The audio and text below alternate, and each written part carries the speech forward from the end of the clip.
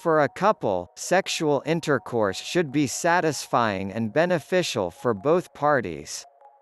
Whenever this is not true, we should consider whether it is good to have sexual intercourse. Sexual intercourse helps to burn calories as well as relieve stress and connects you with your partner, allowing you to enjoy much more. And as if that wasn't enough, it has been scientifically proven that sex is good for both mental and physical health. But sometimes there are times when sexual intercourse is not an option, and no matter how much you want, you have to check yourself and learn to say no. There are moments in life that you should not have sexual intercourse because it can be harmful to your health.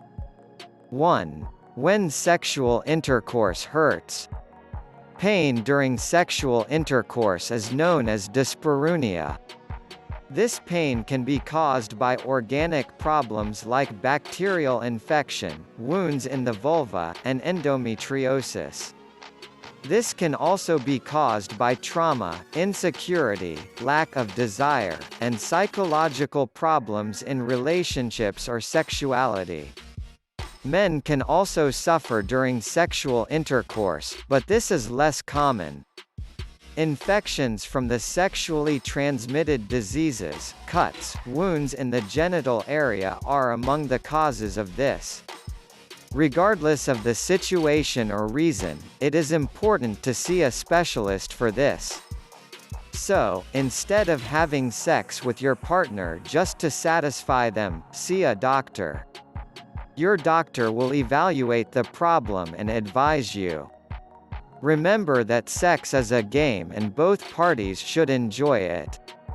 2. Sexual intercourse during menstrual bleeding. There is a lot of doubt about this topic. But the answer is very easy: if both parties are healthy, then there are no contraindications, especially in monogamous relationships. Some people are uncomfortable with blood. Of course, you need to talk about this with your partner and be honest. If you are not in a regular relationship, do not have unprotected sex, because it facilitates the spread of infections through blood in this period. 3. If you have a urinary tract infection. Women with urinary tract infections are difficult to have sexual intercourse, and if sexual intercourse occurs, it will not be satisfactory. Since the vagina is very close to the urethra, they split in two with a thin muscle. Sexual intercourse irritates the urethra. This happens especially when sexual intercourse is hard and fast. It may cause rupture in the urethra. It is not recommended to have sex during the treatment. Treatment takes 3 days. This period is not much. 4. Sexual intercourse when the immune system is weak. Any person with a suppressed or weak immune system poses a great risk for sexually transmitted infections and sexually transmitted diseases.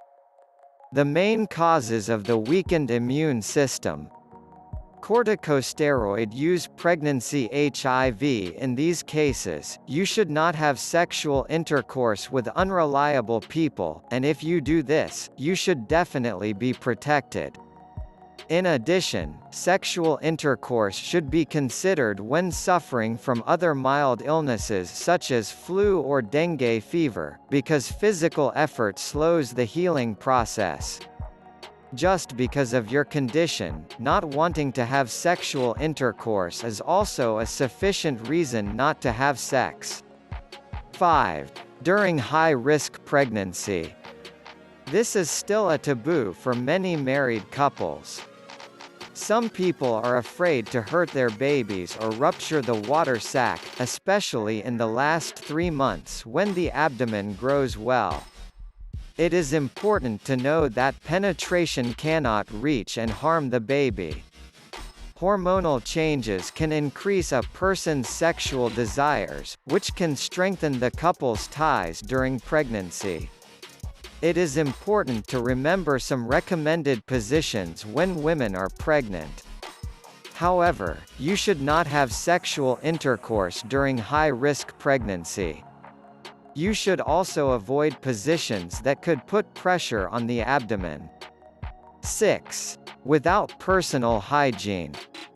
There is a lot to talk about personal hygiene after sexual intercourse, and most people ignore the importance of not having sex when these areas are not clean.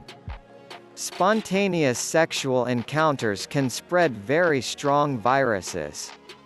When the person is not cleaned well, sweat, fluids and secreted substances are abundant, as a result of which they can create an infection. There are also microorganisms that the person carries normally in his body, but can be harmful to others. This swap can be quite problematic. Using condoms reduces this risk. You don't need to be cleaned just before having sex. Just make sure you care about your basic hygiene. If you have the opportunity or if you want, taking a shower with your partner can strengthen your desires and prevent any risks. Be aware of situations where you should not have sexual intercourse. Some situations make you wonder if it is possible to have sex without further problems. If you are experiencing any of these situations, we recommend that you wait. Trust your doctor and especially your partner. And finally, you can like and subscribe to the video and support us. Smiley face.